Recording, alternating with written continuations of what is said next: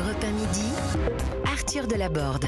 Est-ce qu'il vous arrive de ne pas honorer les réservations que vous faites au restaurant ou à l'hôtel, par exemple? C'est la question qu'on se pose maintenant, car de plus en plus de professionnels se disent confrontés à ce fléau de la non-présentation des clients.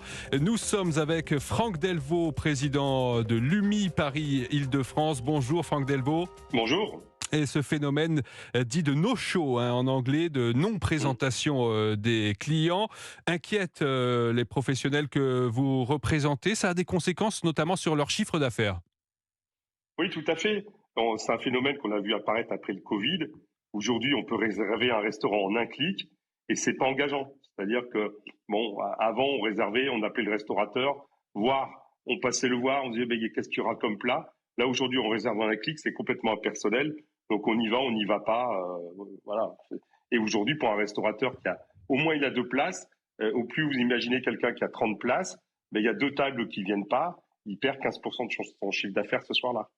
Franck Delvaux, vous situez à peu près la recrudescence de cette pratique après le Covid, c'est-à-dire que ça a quand même toujours existé, non, cette façon de ne pas honorer les rendez-vous?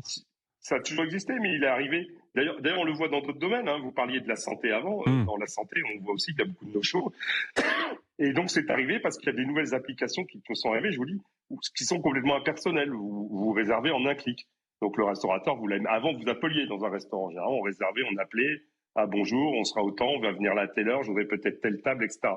Aujourd'hui, vous faites ça en un clic. Donc, je pense que les gens se sentent beaucoup moins engagés. Ou vous êtes un groupe, il y en a un qui a réservé un Italien, l'autre une brasserie, et au dernier moment, on dit on va aller là, et on n'annule pas. Mais même si vous annulez 10 minutes avant, pour le restaurateur, c'est foutu. La table, il l'a bloquée, ça veut dire qu'il a engagé de la marchandise, il y a des équipes qui sont là, donc c'est un manque de respect pour le restaurateur et ses équipes. Et ça pousse donc certains des professionnels que vous représentez à développer des parades. Qu'est-ce qu'il y a? Il y a la possibilité notamment pour eux de mettre en œuvre des sortes de cautions pour la prise de rendez-vous sur Internet? C'est ça, tout à fait, comme ça se passe en hôtellerie, puisqu'aujourd'hui en hôtellerie, sur certains hôtels, vous réservez, vous êtes obligé de donner vos coordonnées bancaires, et si vous venez pas, on va vous pomper, entre guillemets, une certaine somme sur votre carte bancaire. Donc aujourd'hui, oui, il y a certains restaurants qui commencent à faire ça, et je pense que ça va se généraliser. Est-ce que vous avez des estimations, je ne sais pas si c'est facile à quantifier, de ce que représenterait pour les professionnels le coût de cette pratique? Mais je vous l'ai dit, le coût est d'autant plus important que vous n'avez pas énormément de place en salle, et au plus vous êtes quand vous montez en gamme dans la bistronomie ou la bistronomie plus, puisque là, c'est des endroits où on ne vient pas, où généralement on est réservé. Vous avez des restaurants, ils commencent la soirée, où le déjeuner ou le dîner, c'est complet. Donc une annulation au dernier moment, pour eux, c'est catastrophique, parce qu'ils ne vont pas la remplacer. Alors nous sommes avec Charles qui nous appelle depuis Agen. Bienvenue Charles sur Europe 1. Oui, bonjour. Est-ce que vous comprenez, est-ce que ça peut arriver à tout le monde? Est-ce que ça vous arrive à vous parfois de réserver une place au restaurant ou une chambre d'hôtel et de ne pas vous y rendre? Alors, moi, personnellement, non, parce que je me mets à la place, justement, de ces restaurateurs ou de ces hôteliers. Ils perdent, je dirais, comme a dit le monsieur avant, une place. Moi, à chaque fois que je réserve, si je réserve dans un étoilé, il y a des étoilés qui m'ont demandé la carte bleue, le numéro. Et j'ai voyagé au Japon, dans les petits kaiseki, c'est le même niveau gastronomique étoilé, ils prennent l'empreinte de cette carte bleue lors de la réservation. Pour moi, cet incivisme, ce manque de respect de plus en plus courant dans la vie de tous les jours, qui fait que les gens ne pensent plus aux autres et se moquent un petit peu du préjudice que ça peut porter à certains professionnels qui font leur chiffre d'affaires et qui ont leur chiffre d'affaires qui baisse. Moi, je respecte les professionnels quand je réserve. Si par malheur j'ai un problème, je téléphone, je dis voilà, j'ai un empêchement, mais ce serait bien de dire, si c'est 1 heure avant, peut-être qu'il faut des petites pénalités pour que ces professionnels dans tous les domaines d'ailleurs, c'est pas uniquement dans la restauration ou l'hôtellerie, puissent être dédommagés parce que une table de 4 personnes, quand vous servez, 30 personnes, c'est un manque à gagner énorme dans le chiffre d'affaires de la journée de ces professionnels. Franck Delvaux, Charles nous cite cet exemple japonais d'empreinte sur la carte bancaire. C'est à ce genre de système que vous réfléchissez aussi au sein de l'UMI. Est-ce qu'il y a des mesures qui pourraient être généralisées prochainement ? Oui, de toute façon, de toute façon, c'est un sujet d'actualité. On ne pourra pas rester comme ça avec des annulations, des no-shows, des gens qui ne viennent pas. Tout le monde n'est pas comme votre auditeur Charles qui, lui, quand il ne vient pas, prend la peine de téléphoner bien en amont. Et puis, il y a également peut-être, comme je vous dis, aujourd'hui, on réserve en un clic. Eh bien, il y aura peut-être aussi des nouveaux programmes qui vont venir. Il y a des réflexions là-dessus pour repérer les personnes qui font souvent ça et ne faire en sorte qu'ils ne puissent pas réserver. Mais l'empreinte bancaire, de toute façon, va se généraliser de plus en plus. Et je suppose quand même que cette prise de rendez-vous sur Internet qui s'est généralisée depuis le Covid présente aussi de nombreux avantages pour les professionnels de l'hôtellerie et de la restauration. Oui, bien entendu, ça a également, comme toute chose, ça a des avantages parce que les gens peuvent réserver à n'importe quel moment. Ils peuvent notamment réserver quand le restaurant est fermé, en dehors des heures d'ouverture.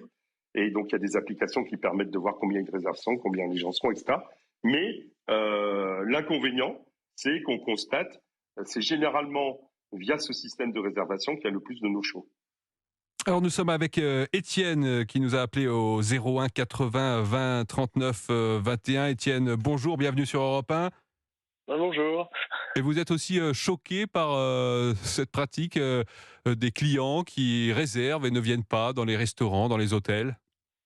Je pense qu'on ne peut être que choqué par cette situation parce que derrière, il y a des professionnels qui s'investissent et c'est, comme ça a été dit, c'est du chiffre d'affaires en moins. Donc je pense que c'est le moindre du civisme vis-à-vis de chacun de quand on fait une réservation ou qu'on ne peut pas venir, de prévenir en amont et d'avoir un souci du professionnel.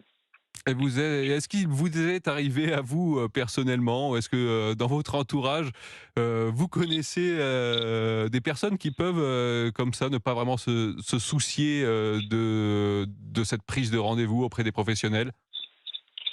Non, j'en ai pas au niveau de la restauration. Non, j'en ai pas connu. Après, mes parents sont dans le tourisme au niveau des gîtes, donc je sais ce que ça peut faire. Alors c'est dans l'autre ordre, ça peut être plus sur la fin du séjour, mais du coup il y a effectivement je pense que c'est un civisme de chacun quand on fait une réservation d'avoir le respect du professionnel et auprès de qui on réserve pour pas l'impacter. Ça me semble normal. Franck Delvaux, puisque vous êtes avec nous, représentant de l'UMI Paris-Île-de-France, est-ce qu'on peut déjà dresser un premier bilan de la saison touristique en région parisienne ? Est-ce que ça se passe bien jusqu'à présent ? Oui, globalement, ça se passe très bien. On le voit dans Paris, quand on circule dans Paris, il y a énormément de touristes, beaucoup de Nord-Américains qui sont venus, aussi bien Canadiens, États-Unis, mais aussi Brésiliens, d'Amérique du Sud. On a le retour des Japonais et des Chinois qui commencent à revenir. Donc ça se passe bien. On a eu la chance de ne pas être impacté par le dôme de chaleur, même si ces derniers jours, on aurait aimé, pour les terrasses et les cafés, où là c'est plus difficile, le retour du soleil qui commence à revenir tout doucement. On espère que le soleil sera là tout le mois d'août pour que nos touristes puissent s'attabler en terrasse. Ça veut dire que la crise du Covid qui vous a particulièrement, on s'en souvient tous, impacté, est désormais derrière vous totalement. La page est tournée.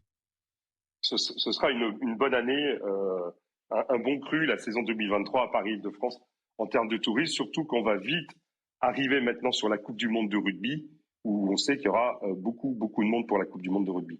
La Coupe du Monde de rugby et les Jeux Olympiques qui arrivent dans la foulée. On a vu d'ailleurs récemment dans l'actualité des études qui montrent que les prix des locations ont tendance à flamber pour ces JO à Paris.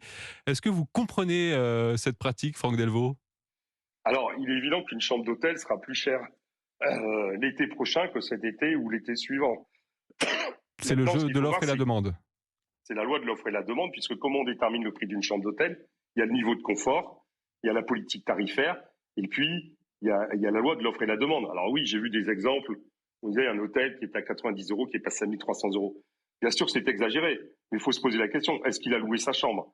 Parce que l'heure où on se parle, beaucoup d'hôteliers n'ont pas ouvert leur réservation pendant les JO. Donc à partir du moment, sachant qu'il y a plus de 130 000 chambres d'hôtel à Paris-Île-de-France, au moment où la concurrence va jouer, je pense que les prix vont se réguler et on ne peut qu'appeler les hôteliers. Certes, les prix seront plus chers, mais à être dans le raisonnable. C'est-à-dire qu'à vos yeux, l'État ne doit pas intervenir pour éventuellement réguler ces tarifs? Vous savez, on a un métier où il y a déjà beaucoup de lois. Je pense qu'en France, des lois, des obligations pèsent déjà énormément sur les chefs d'entreprise. Donc si on pouvait de temps en temps laisser faire notre boulot tranquillement, ce serait bien. Parce que vous ne craignez pas que ça joue quand même sur l'image aussi de la France si on n'a que des hôtels aux tarifs extrêmement élevés pendant les JO? Vous savez, beaucoup d'hôteliers sont des gens sérieux, des gens respectueux de leur clientèle. Et c'est quelques exemples pris sur un certain nombre de chambres. Voilà, aujourd'hui, c'est la loi de leur vie, il n'y a pas beaucoup de chambres. Et puis aussi, n'oublions pas quand même, il faut quand même en parler, qu'Airbnb a lancé un peu ce système inflationniste. Parce que quand on voit des locations, une chambre 600 euros, un studio 1000 euros, oui. Et avec un prix moyen Airbnb à 700 euros, mieux vaut encore quand même aller à l'hôtel. Merci infiniment Franck Delvaux, président de l'UMI Paris Île-de-France.